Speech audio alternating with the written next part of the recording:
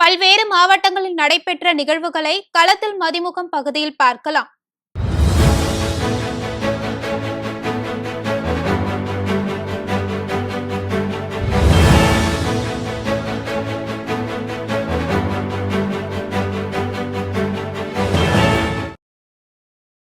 விருதுநகர் மாவட்டம் ஸ்ரீவில்லிபுத்தூர் ரயில் நிலைய ஆட்டோ ஓட்டுநர்கள் தங்கள் வாழ்வாதாரத்தை பாதிக்கும் வகையில் தனியார் மினி பேருந்தை இயக்குவதற்கு எதிர்ப்பு தெரிவித்து மினி பேருந்தை சிறைப்பிடித்து போராட்டத்தில் ஈடுபட்டனர். இதனால் அப்பகுதியில் பெரும் பதற்றம் நிலவியது. சில்லூத்தூர் ரயில்வே ஸ்டேஷன்ல நாங்க 33 ஆட்டோ ரயில்வே பெர்மிட்டோட பார்க்கிங் பெர்மிட் எடுத்து ஆட்டோ ஓட்டிக்கிட்டு இருக்கோம். எங்க மேல எந்த கேஸும் இல்லைன்னு சொல்லி போலீஸ் சர்டிபிகேட் எல்லாமே வாங்கி கொடுத்து தான் நாங்க கௌரவமா இங்க வண்டி ஓட்டிக்கிட்டு இருக்கோம். எங்க 33 குடும்பத்துக்கும் வாழ்வாதாரம் ரயில்வே ஸ்டேஷன் தான். இன்னும் இந்த புதுசா 2 மாசமா மினி பஸ் வந்து இங்க ஓட்டிக்கிட்டு இது பண்ணிட்டு டயத்துக்கும் வர்றதில்ல. அவங்க என்ன டைம் சார்ட் போட்டிருக்கோ அந்த ரூட்ல போறதும் இல்லை. ஒரே ரயில்வே ஸ்டேஷன் தான் வராங்க. நாங்கள் ஏற்கனவே காவல்துறையிலையும் கம்ப்ளைண்ட் கொடுத்தோம், வட்டார போக்குவரத்து அலுவலகத்துலையும் கம்ப்ளைண்ட் கொடுத்தோம். அங்கெல்லாம் மினி பஸ் ஓனர் வந்து எழுதி கொடுத்து இனிமேல் நாங்கள் டயத்துக்கு வருவோம், டயத்துக்கு போவோம் தான் எழுதி கொடுத்து இது பண்ணிட்டு வந்தார். அதையும் மீறி பழையபடி வரப்போய் தான் இன்னைக்கு மினி பஸ்ஸை நாங்கள் மறித்து நிப்பாட்டினோம். காவல்துறை அதிகாரிகள்லாம் வந்து அதை பேசி சரி பண்ணி இன்னுமே வரக்கூடாது, டயத்துக்கு வரணும் போகணும்னு சொல்லி முடிவெடுத்து இது பண்ணியிருக்காங்க. இதையும் மீறி மினி பஸ் வரப்போக இருந்ததுன்னா நாங்கள் வட்டார போக்குவரத்து அலுவலகம் முன்னாடி உண்ணாவிரதம். எங்களுக்கு வாழ்வாதாரமே ரயில்வே தான். சென்னையில் கூட்டு கொள்ளையடிக்கவும் கொலை செய்யவும் திட்டம் தீட்டி தென் மாவட்டங்களில் இருந்து காரில் வந்த கொலை வழக்கு சரித்திர பதிவேடு குற்றவாளிகள் உள்ளிட்ட 5 பேரை நீலாங்கரை போலீசார் மடக்கி பிடித்தனர். இந்நிலையில் நீலாங்கரை காவலர்களை சென்னை பெருநகர காவல் ஆணையர் அருண் வெகுவாக பாராட்டி வாழ்த்துக்களை தெரிவித்தார். திருப்பத்தூரில் தில்ஷாத் என்பவரின் 7 வயது மகளான நிஸ்பா என்ற சிறுமி 2 நாணயங்களை விழுங்கியதாக தெரிகிறது.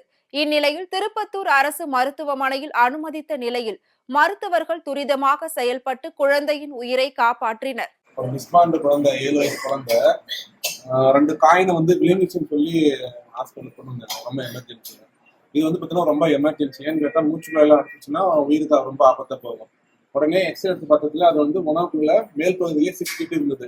அதனால வந்து உடனடியாக வந்து நம்ம மருத்துவமனையுடைய காது மூக்கு தொண்டை டாக்டருக்கு தகவல் கூறி அவரை உடனடியாக வந்து இதை மயக்க மருந்து கொடுத்து தான் எடுக்க முடியும். ஏன்னா நேரையா வாய் வழியாக வந்து எடுக்கலாம் முடியாது. இந்த ஆப்ரேஷன் தேட்டருக்கு உடனடியாக வந்து மயக்க மருந்து டாக்டருக்கும் காது மூக்கு தொண்டை டாக்டருக்கு தகவல் கூறி அவங்க உடனடியாக வந்து குழந்தைய வந்து மயக்க மருந்து கொடுத்து ஆப்ரேஷன் தேட்டர் வச்சு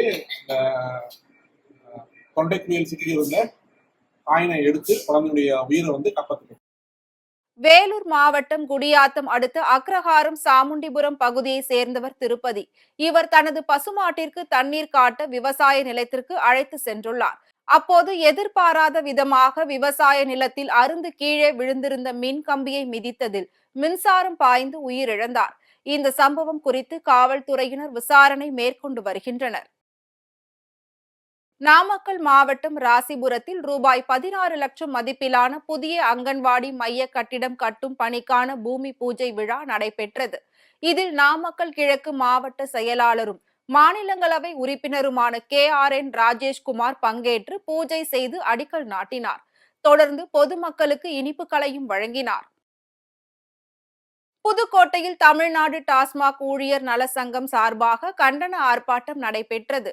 டாஸ்மாக் அலுவலகம் முன்பாக நடைபெற்ற இந்த ஆர்ப்பாட்டத்தில் சம்பள உயர்வு, 10 ஆண்டுகளாக பணிபுரியும் ஊழியர்களை நிரந்தர பணியாளர்களாக்க வேண்டும் உள்ளிட்ட கோரிக்கைகளை வலியுறுத்தினர். இதில் டாஸ்மாக் நலசங்க ஊழியர்கள் 100க்கும் மேற்பட்டோர் கலந்து கொண்டனர்.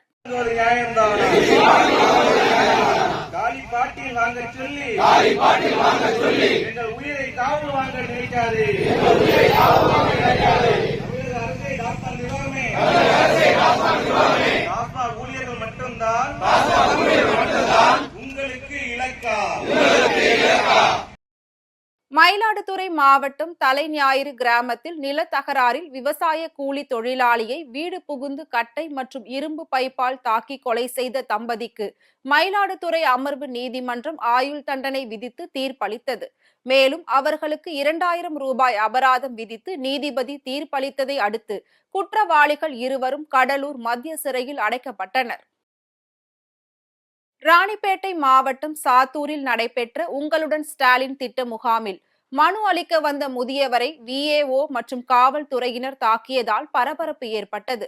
வெங்கடபதி என்பவர் மனு கொடுத்துவிட்டு அங்கிருந்த அதிகாரியிடம் அதற்குரிய ரசீது கேட்டுள்ளார். அப்போது அருகில் இருந்த சாத்தூர் கிராம நிர்வாக அலுவலர் சாபுதீன் என்பவர் ஓடி வந்து முதியவரை பலமாக தாக்கி கீழே தள்ளியதாக கூறப்படுகிறது.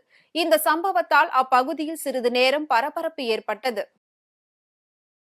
வேலூர் புதிய பேருந்து நிலையம் அருகே அகர்வால் கண் மருத்துவமனை சார்பில் கண்தானம் குறித்த விழிப்புணர்வு ஊர்வலம் நடைபெற்றது.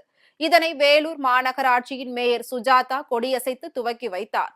இதில் திரளான மாணவ மாணவிகள் பங்கேற்று கையில் கண்தானம் குறித்த விழிப்புணர்வு பதாகைகளுடன் ஊர்வலமாக சென்றனர். பின்னர் கண்தானம் குறித்த விழிப்புணர்வு கூட்டமும் நடைபெற்றது. ராணிப்பேட்டை மாவட்டம் அரக்கோணத்தில் பேரனின் பிறந்தநாள் விழாவிற்கு சென்ற மூதாட்டியின் வீட்டின் பூட்டை உடைத்து 5 சவரன் நகை மற்றும் 5000 ரூபாயை திருடி சென்ற மர்ம நபர்களை போலீசார் தேடி வருகின்றனர்.